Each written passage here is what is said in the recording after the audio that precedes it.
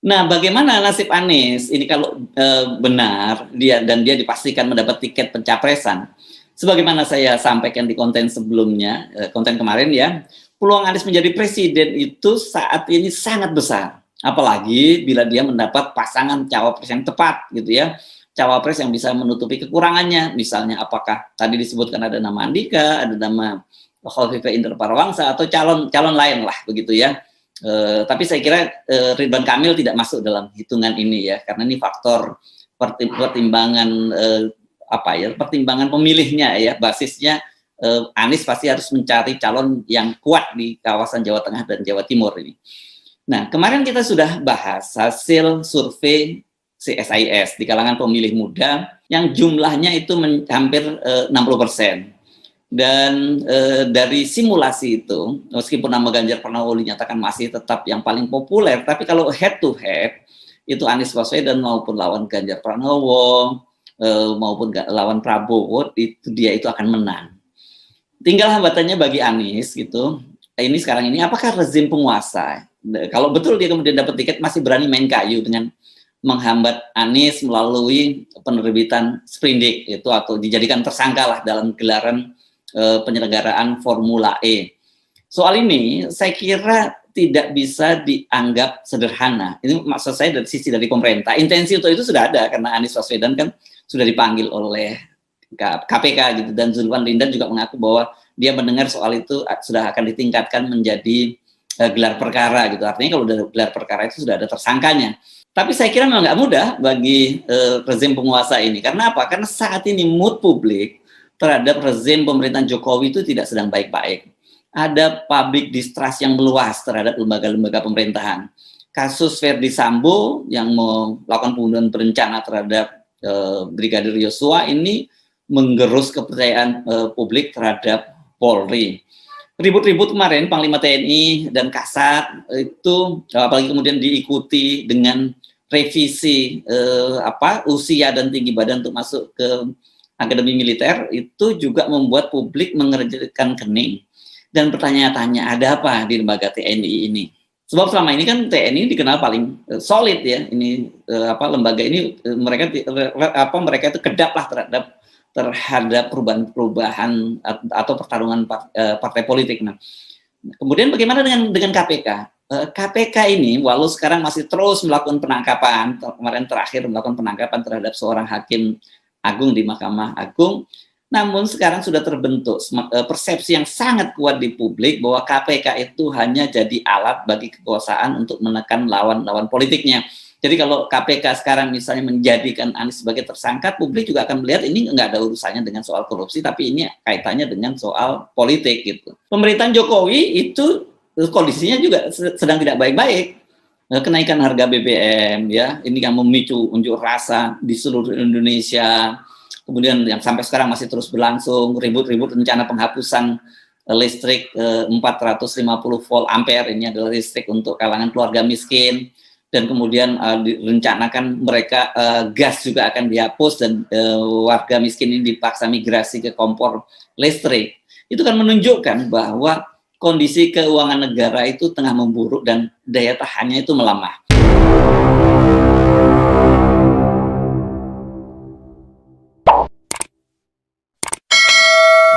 Assalamualaikum warahmatullahi wabarakatuh. Kembali berjumpa dengan saya, Hersubun Arif dari Forum News Network.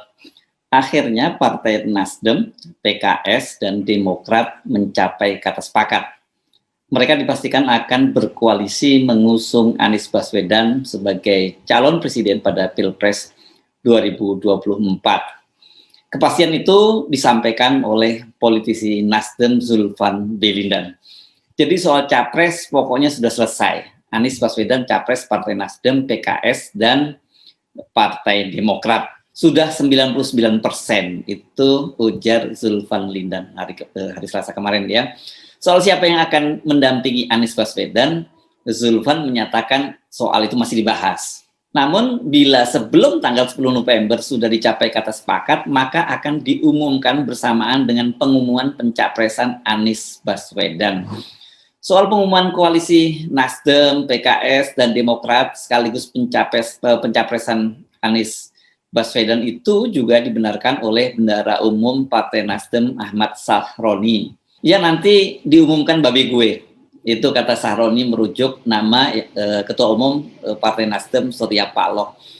Pernyataan dua politisi Partai Nasdem itu saya kira itu merupakan berita besar dan juga langkah maju di tengah tanda tanya besar. Apakah tiga partai tersebut itu bisa mencapai kesepakatan soal siapa yang akan mereka usung sebagai calon presiden. Sebelumnya Wakil Ketua Umum Nasdem Ahmad Ali mengakui kesepakatan koalisi itu, membentuk koalisi itu tidak semudah membalik telapak tangan. Nah, ini menunjukkan betapa alotnya soal ini. Tapi saya duga ini mungkin bukan berkaitan dengan siapa figur yang akan diusung, tapi siapa calon wakil presiden yang akan diusung. Namun politisi Nasdem yang lain, yakni Willy Aditya itu memberi sinyal lampu hijau bahwa sudah mengalami kemajuan dan dia menyatakan itu sudah 80% final. Jadi ya tinggal sedikit langkah lagi dan kemudian tadi akhirnya Zulfan Indra menyatakan sudah 99%. Ya kalau 99% itu ya artinya itu sudah final ya. 1% ini faktor takdir saja kalau gitu yang bisa membatalkan dia. Dengan kesepakatan mereka untuk memilih Anies sebagai calon presiden ini, maka sekarang ini persoalan yang tersisa adalah siapa yang akan menjadi cawapresnya, ya cawapres mendampingi Anies Baswedan. Ini bukan persoalan sulitnya, ini bukan hanya soalnya bahwa PKS mau dan Demokrat mau, tetapi juga harus dihitung betul siapa yang menjadi calon wakil presiden dan itu bisa memberikan semacam kontribusi terhadap elektabilitas Anies Baswedan. Ini termasuk juga menutupi beberapa kelemahan-kelemahan yang dimiliki oleh Anies Baswedan. Jadi ini tidak mudah soal mencari siapa yang jadi cawapresnya. Jadi soal ini jangan dianggap sederhana. PKS dan Demokrat itu masing-masing sudah mengajukan nama calonnya. PKS sudah mengajukan sejumlah nama dari kalangan internal. Mereka adalah mantan gubernur Jawa Barat Ahmad Heriawan, mantan gubernur Sumatera Barat Irwan Prayitno, dan juga wakil ketua MPR RI Hidayat Nur Wahid. Daftarnya itu bertambah lagi dengan dimunculkannya nama Presiden PKS Ahmad Saihu dan mantan Presiden PKS yang kini menjadi Wakil Ketua Majelis Syuro Muhammad Sohibul Imam. Meski begitu, menurut juru bicara PKS M. Khalid, mereka tidak akan memaksakan kadernya itu menjadi cawapres. Tentu kami juga sangat menghormati aspirasi Partai Demokrat yang mengajukan nama Ketua Umum Agus Harimurti, dan kabarnya Nasdem itu mengajukan nama Panglima TNI Andika Perkasa dan Gubernur Jawa Timur Khofifah Indar Parawansa. Sejauh ini Demokrat masih belum bicara terbuka soal cawapres ini. Namun tentu saja mereka bisa kita maklumi kalau akan berusaha semaksimal mungkin itu untuk mengegulkan ketua umumnya Agus Harimurti Yudhoyono sebagai cawapres. Selain ini sangat penting saya kira bagi terah SBY, dampaknya ini saya kira yang paling penting adalah secara kotil efek atau ekor limpah jasnya itu akan sangat besar bagi Demokrat. Kotil efek ini adalah efek bagi sebuah partai yang mengusung seorang kandidat gitu. Biasanya dia akan mendapat limpahan suara kalau kandidatnya cukup kuat gitu ya. Apalagi kemudian kandidatnya itu terafiliasi dengan partai tersebut. Contohnya pada Pilpres lalu misalnya ketika mengusung Prabowo, maka PKS dan juga Gerindra itu mendapat kotel efek dari pengusungan calon presiden, pengusungan Prabowo menjadi calon presiden mereka. Ini posisinya Demokrat itu berbeda lah dengan PKS ya. Kalau PKS ini dengan memutuskan untuk mengusung nama Anies saja sebagai calon wakil presiden, ini sudah dipastikan PKS akan mendapat paling banyak limpahan suara dari kotel efek tadi. Apalagi kalau di wapresnya dari PKS, maka keuntungan mereka itu jadi double-double ya. Karena itu menjelaskan mengapa mereka tidak memaksakan kadernya sebagai cawapres, mengajukan nama tapi tidak akan ngotot gitu. Jadi ini semacam iseng-iseng berhadiah gitu. Siapa tahu Anda beruntung dapat mengusung Anies Baswedan dan kemudian kadernya menjadi cawapres. Jadi pasti keuntungannya PKS akan sangat besar. Dan dampaknya terhadap elektoral PKS itu juga sangat besar. Bagaimana dengan Nasdem? Nasdem juga pasti dipastikan juga akan dapat kotel efek yang besar. Walaupun Anies Baswedan ini bukan kader Partai Demokrat, tapi nama Anies ini memang terhubung dengan dengan Nasdem. Ya, karena dia ini kan salah satu deklarator pada waktu Nasdem sebagai ormas itu diumumkan. Tapi ketika Nasdem itu menjadi partai politik, Anies Baswedan tidak bergabung. Jadi adalah faktor historis keterkaitan antara Anies Baswedan dengan Nasdem. Jadi dipastikan juga Nasdem akan dapat kotel efek dari pemilihan Anies sebagai calon presidennya. Jika benar Anies ini nanti akan diusung oleh 3 partai tersebut, maka peta politik nasional ini berkaitan utamanya dengan pencapresan itu akan berubah total. Selain 3 partai tadi kan kita tahu sudah ada Koalisi Indonesia Bersatu yang sudah yakni terdiri dari Golkar, PAN dan P3. Kemudian ada lagi blok lain yakni Gerindra dengan PKB. Tapi ini masih cair Gerindra dengan PKB ini karena di satu sisi ada lagi PDIP. Kemarin setelah menyatakan koalisi dengan PDIP dengan Gerindra, PKB kan kemudian juga ketua umumnya Cak Imin Muhaimin Iskandar juga bertemu dengan Puan Maharani. Jadi di situ juga bicara juga lagi soal koalisi. Jadi ini masih cair gitu ya.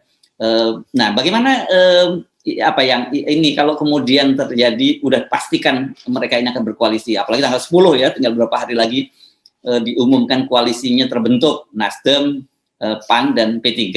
Ini yang saya kira bakal terkena langsung dampaknya adalah Koalisi Indonesia Bersatu atau KIB. Di partai ini bergabung Golkar, PAN dan P3. Saya kira PAN dan P3 ini yang paling berpotensi segera meninggalkan KIB dan bergabung dengan koalisi pendukung Anies. Sudah menjadi rahasia umum, konstituen kedua partai ini mayoritas menjadi pendukung Anies Baswedan. Hal itu juga sudah diakui secara terbuka oleh petinggi partai itu, baik oleh petinggi PAN maupun juga petinggi P3, bahwa konstituen mereka itu cenderung memilih Anies Baswedan. Di P3, pengurus wilayah DKI Jakarta dan kemudian beberapa hari yang lalu, pekan lalu diperkuat oleh musyawarah cabang DKI Jakarta yang mendeklarasikan mendukung Anies Baswedan pada Pilpres 2024.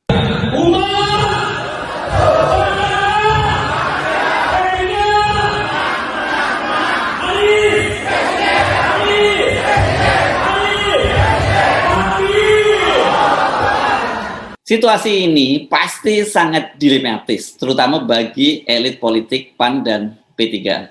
Di satu sisi, mereka ini, kan kita tahu lah, ini yang saya selalu sebut sebagai koalisi kawin paksa gitu, karena apa? Karena para petingginya ini tersandra beberapa kepentingan politik dan juga masalah hukum oleh pemerintahan Jokowi. Jadi mau nggak mau mereka nurut harus membentuk Koalisi Indonesia Bersatu.